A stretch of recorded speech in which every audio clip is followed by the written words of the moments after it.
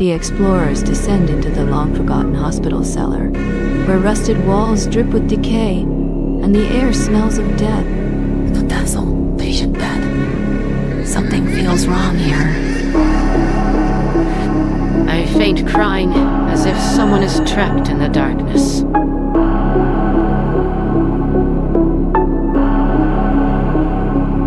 The night descends on Poveglia, the sky turning a void of darkness. Only the faint moon casting pale light. Something is moving behind us. I can feel its breath. No! Don't look into its eyes. It's staring right at me.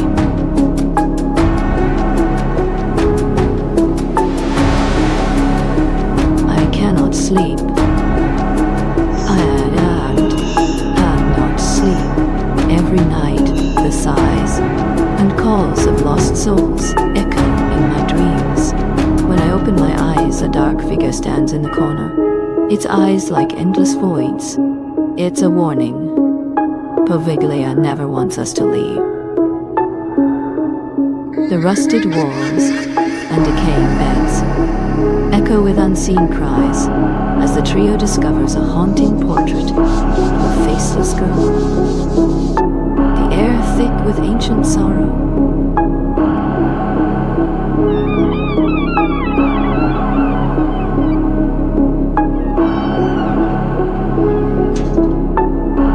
After leaving the island, the three young men returned to Venice and shared their story.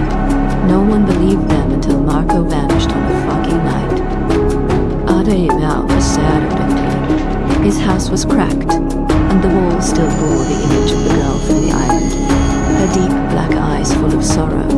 The next day I received a nameless letter. It contained only one line. They have not left. They are always here. In the darkness of Poveglia. And the others aren't. A certain son. We must go back to the city. Report to others. That way, people will stay away from this island. Do not let anyone else suffer the fate we endured. They say Poveglia is one of the most haunted and abandoned islands in the world. A place where leprosy patients were exiled to die in solitude. Let's dream the whole adventure. Everyone will see that Poveglia is just an empty island. Nothing to fear. I'm not sure. Can you hear that echo inside? It sounds like someone breathing. We hear frantic shouts as the group races toward the rusted iron door. We must reach the exit. The door leads back. No. That's not an exit. It's the gate of a dark prison.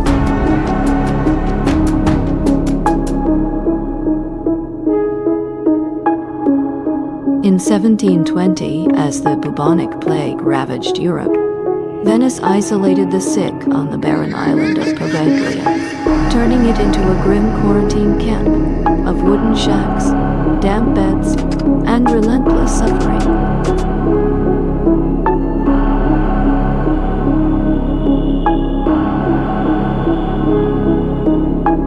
The people of Venice vowed never to set foot on the island again, treating it as a grand tomb of human horror. In the 1970s, archaeologists excavated a northern cemetery on Poveglia, uncovering wooden boxes of skeletal remains, dried bones, old medical tools, and a white cloth bearing the image of a young girl with deep black eyes, reminiscent of the painting seen by Marco and his team. Local legend says travelers should bring a photograph of a loved one, for the spirits will try to pull them into darkness.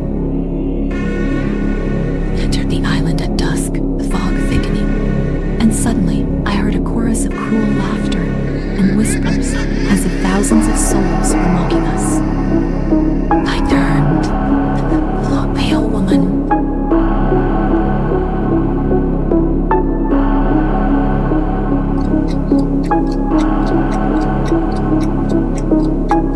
As the clock strikes midnight, a metallic clang echoes, and an ancient ancient iron door creaks open, revealing cryptic symbols of 3 red-guide serpents entwining a Greek medical cross. This is the last proof of the cruel experiments we uncovered. A soul still unfreed, a breath that lingers in the island's air. A cold draft brushes my face. Luca's hollow eyes flash in the camera lens, a shadowy figure staring back from the darkness. In silence of the night, Ethan walked alone, unaware that each step echoed deeper into the darkness, where something unseen was waiting.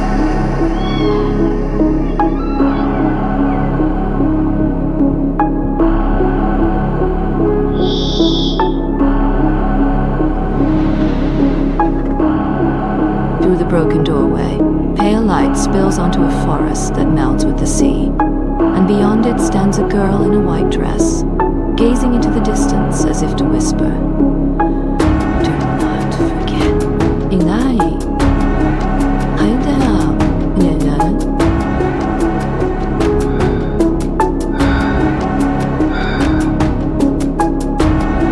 Hey, look. This is truly a sick room.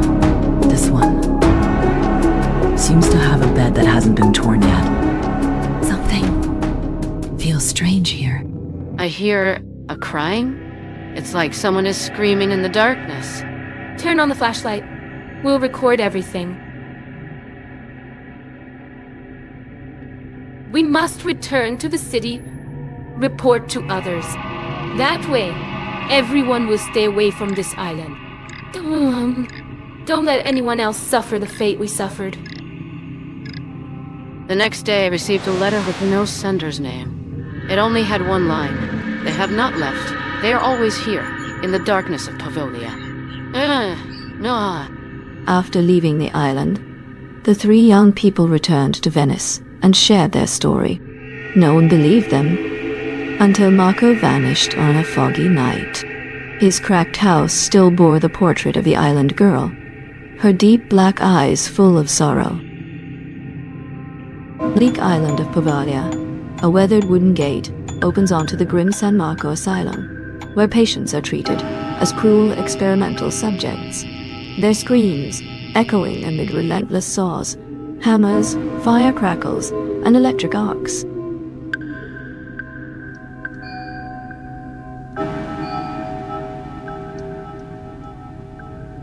The expedition steps onto the mist-shrouded island at 4:30 p.m.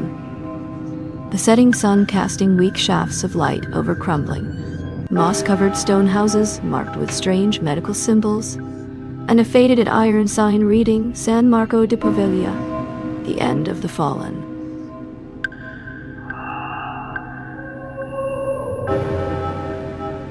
The wind whistles through broken windows as Marco's desperate voice echoes, describing an unseen force dragging them back. The group moves down a long hallway of rusted iron doors leading to 19th century laboratories. On the walls are neural diagrams, and a broken test tube lies on a dusty table beside a faded label.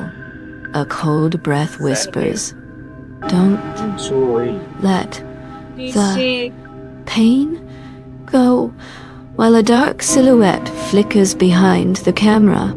The air grows heavy with the echo of Luca's dying breath, and the darkness seems to close in. An invisible force pulling me toward the door. When I grab the handle, a blinding flash of energy erupts, illuminating a wall where a portrait shows a woman in a white dress, standing on a beach, staring straight into my lens with a cold smile.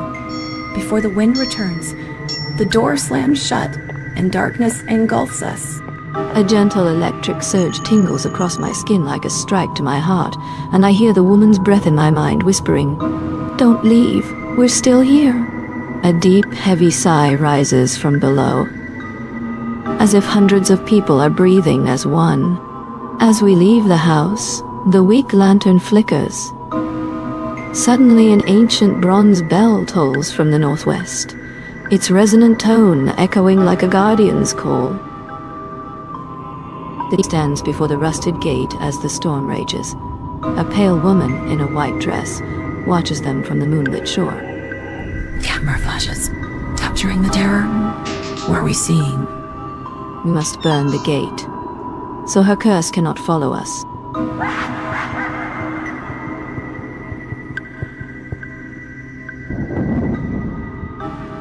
The ancient clock ticks slowly, each second echoing in the damp air, reminding us that time moves on. Yet memories on this island never fade. Stories of terror from Poveglia Island are not limited to explorers.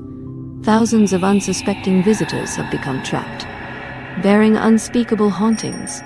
One stormy night, a group of 4 tourists set out by boat, seeking adventure, only to encounter a rain that sounded like a mournful sigh from the darkness. The explorers stumble upon marble stones, marked with strange circles, dots, and lines that emit the faint chime of an ancient clock.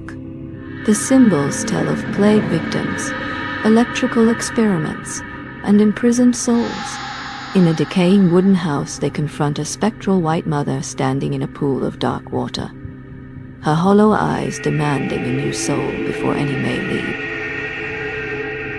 In a marble maze of etched symbols that tick like clocks, we stumble into a crumbling wooden house where a ghostly white mother in a white gown demands payment for breaking her oath, while the storm rages and an iron door slams shut, sealing us on the cursed island.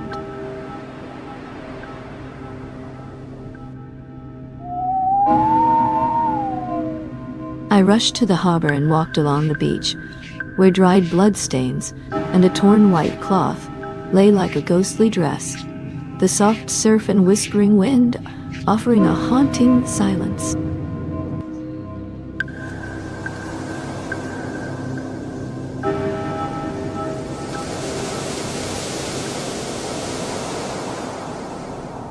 Listen to the whispers of the forgotten souls that echo across the isolated island. A reminder that every untold story holds a darkness waiting to be faced.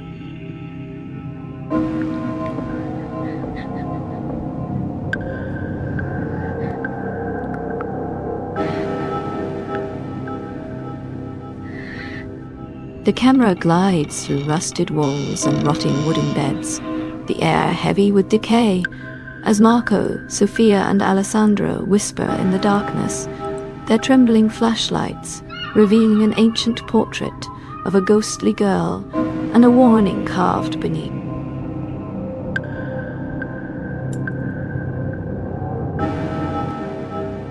The cursed island of Poveglia haunts their dreams. Shadows linger, and the wind carries whispers of the dead. We must return to the city, report to others. That way, people will stay away from this island. Don't let anyone else meet the fate we did. The next day, I received a letter with no sender's name. It contained a single line. They have not left. They are always here, in the darkness of Poveglia. I'm Zuyun. Desolate island of Poveglia, a grim Victorian asylum stands at dusk, its wooden doors etched with a serpent-wrapped star. Inside, iron-framed beds line cold stone floors beneath flickering lanterns, while the walls bear dark, blood-red stains from cruel electrical experiments on patients like the young Luca Day.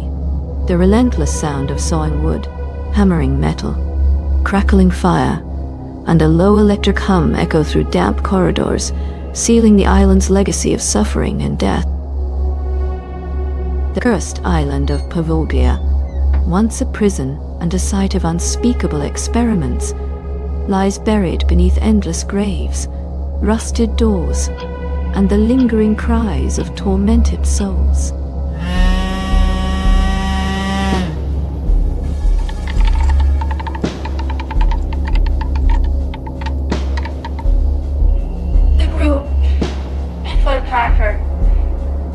A historian, a researcher, and 2 steadfast companions set foot upon the forsaken island.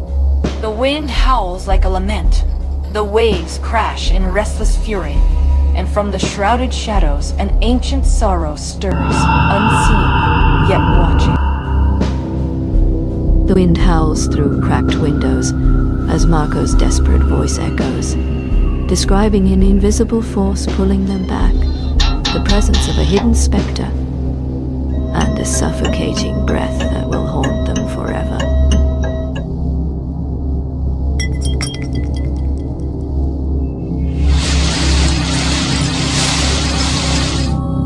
At midnight, the ancient iron-stained door shudders open. The wind ceases, a haunting heartbeat pounds in the darkness, and a pale woman in a white dress appears on a mist-shrouded beach, eyes glowing cold.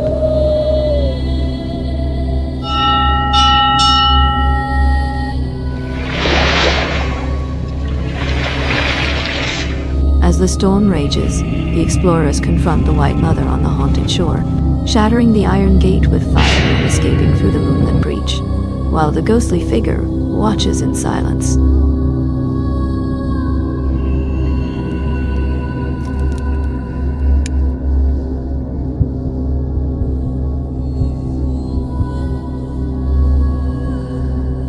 The old clock ticks slowly, each second echoing in the damp air, reminding that time passes, yet memories on this island never fade. The terrifying tales of Poveglia Island are not limited to expeditions. Thousands of visitors who ventured near have never escaped without carrying the deepest haunt. On a stormy night, a group of 4 tourists set out in a boat, hoping for an adventurous trip. But as soon as they stepped onto the island, a strange rain fell. It sounded like a sigh in the darkness.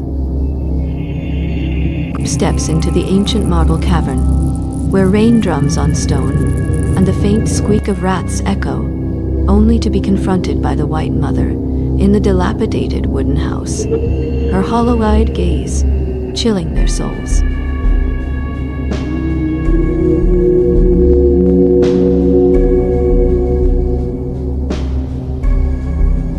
I rushed to the harbor and walked along the deserted beach, where dried bloodstains marked the sand and a torn white cloth lay like a ghostly dress, a silent warning that I could only pass on to others. Since leaving the island, I cannot sleep.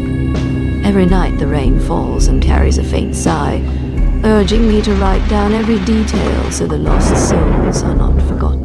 At sunrise, I saw a pale figure in a white dress, not terrifying this time, but reaching out with a warm, comforting light that reminded me hope still exists. Keller once wrote, "When breathing cannot be stilled, it becomes a threshold, an open gate to the unseen realm, where the forsaken cling to the living, drawing them back into their sorrow." And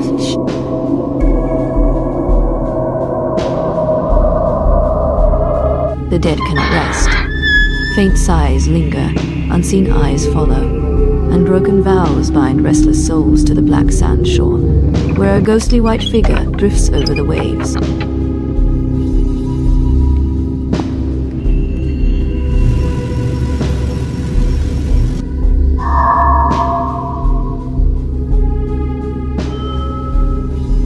The eyes are not human, but belong to a creature that lives in the island's darkness.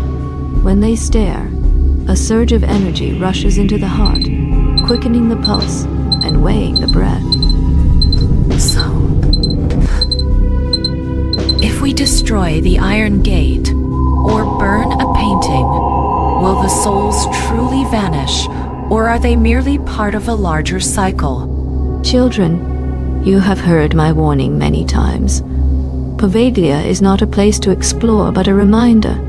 When you hear the sighs of the dead, stop and let the island rest. Although no one can prove that spirits still linger, the testimonies of those who have visited cannot be denied. What do you think? Would you dare to face the vengeful souls seeking revenge? Thank you for listening to today's story, and remember that sometimes what you cannot see is the most terrifying.